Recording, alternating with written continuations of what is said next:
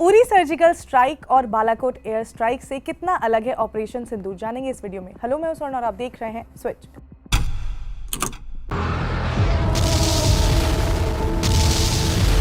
22 अप्रैल की शाम पहलगाम की वादियों में एक भयावह हमला हुआ जिसमें 26 निर्दोष लोगों की जान चली गई। ये हमला न सिर्फ मानवता के खिलाफ था बल्कि एक शांत माहौल में जहर घोलने की कोशिश भी थी। जिस समय देश गम और गुस्से में डूबा हुआ था, वहीं दूसरी ओर भारत की सेनाएं चुपचाप एक जवाबी हमले की तैयारी में जुट गई थी। इस घटना के 15 दिनों बाद भारत ने जवाबी कार्रवाई की, जिस ऑपरेशन का नाम अब भारत के हर घर के लोग जानते हैं। इस ऑपरेशन को अंजाम देने के लिए भारत ने 15 दिनों तक लगातार टारगेट एनालिसिस, सैटेलाइट सर्विलेंस और ह्यूमन इंटेलिजेंस का इस्तेमाल किया। भारत की तीनों सेनाओं, जिसमें थल सेना, वायु सेना और नौसेना, तीनों ने मिलकर इस ऑपरेशन की रूपरेखा तैयार की ताकि हर कदम सटीक हो और इससे किसी निर्दोष को नुकसान न पहुंचे। इस ऑपरेशन का लक्ष्य था उन आतंकी ठिकानों को खत्म करना जो वर्षों से भारत में हिंसा फैलाने के लिए इस्तेमाल हो रहे थे। इसमें कुल 9 ठिकानों को निशाना बनाया गया, जिनमें से जो 4 ठिकाने थे वो पाकिस्तान के पंजाब प्रांत में और 5 पीओके में स्थित थे। ये वही स्थान है जहां से लश्कर-ए-तैयबा, जैश-ए-मोहम्मद और हिजबुल मुजाहिदीन जैसे संगठन दशकों से अपनी गतिविधियां चला रहे हैं। इस ऑपरेशन का नाम रखा गया ऑपरेशन सिंदूर। अब सवाल ये आता है कि पिछले 2 स्ट्राइक से ये ऑपरेशन कैसे अलग था। तो पिछले 10 सालों में ये तीसरा स्ट्राइक था जो भारत ने पाकिस्तान के ऊपर किया। इस बार की कार्रवाई कई मायनों में पहले से अलग थी। कैसे?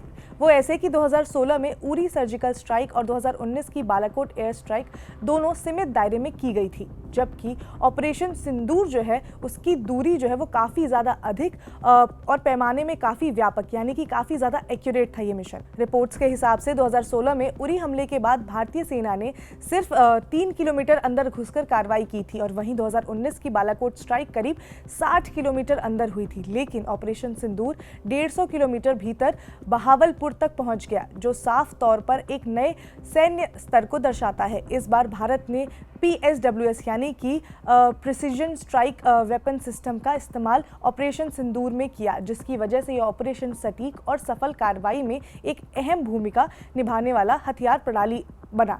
इस सिस्टम को खास तौर पर ऐसे लक्ष्यों को नष्ट करने के लिए डिज़ाइन किया गया है जिनकी पहचान पहले से ही की जा चुकी है और साथ ही इसके ज़रिए आसपास के इलाके या आम लोगों को कोई नुकसान ना पहुंचे। बेसिकली ऐसा होता है कि इसमें पहले से ही जो है वो अपना टारगेट बता दिया जाता है, जिससे कि ये सीधे टारगेट पर ही पहुंचता है, आसपास के एरिया को ये नष्ट नहीं करता है। वायुसेना की विंग कमांडर व्योमिका सिंह ने बताया कि सभी टारगेट्स पर एकदम सटीक निशाना लगाया गया ताकि आम नागरिकों को कोई नुकसान न पहुंचे। खास बात ये रही कि इस बार हमले के बाद सभी टारगेट्स की पुष्टि के लिए वीडियो और सैटेलाइट फुटेजेस जैसे ठोस सबूत भी इकट्ठा किए गए। इस ऑपरेशन में तीनों सेना ने मिलकर काम किया। अब बात करते हैं ऑपरेशन को मानने की। तो पहले 2 ऑपरेशन जो हुए वो पाकिस्तान मानने को ही ये राजी नहीं था कि ऐसा ऑपरेशन भी हुआ है उनके यहाँ, लेकिन इस बार पाकिस्तान ने ये माना है कि उनके यहाँ स्ट्राइक हुई है। हालांकि जितने जगह इंडिया बता रहा है 9 जगहों पर, उतनी जगह पाकिस्तान ने नहीं माना है, लेकिन कम से कम पाकिस्तान ने ये तो माना कि उनके यहाँ स्ट्राइक हुई है। इसके साथ ही साथ सेना ने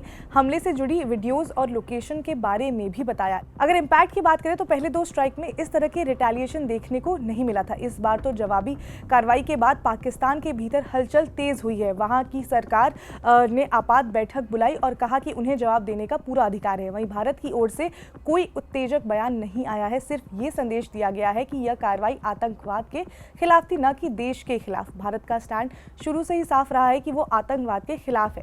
ये ऑपरेशन सिर्फ एक सैन्य जवाब नहीं था बल्कि एक साफ संदेश था कि अब अगर भारत के नागरिकों को मारा गया तो बदले में सिर्फ सीमा पार नहीं, सीधे दुश्मन के घर में घुसकर वार किया जाएगा। तो इंडिया ने जो पाकिस्तान पे स्ट्राइक किया है उससे पाकिस्तान की हालत खराब है। इसके बदले पाकिस्तान ने 8 मई को भारत के कई शहरों पर हमला करने की कोशिश की, लेकिन भारत सैन्य बल ने पाकिस्तान की सभी कोशिशों को ध्वस्त कर दिया।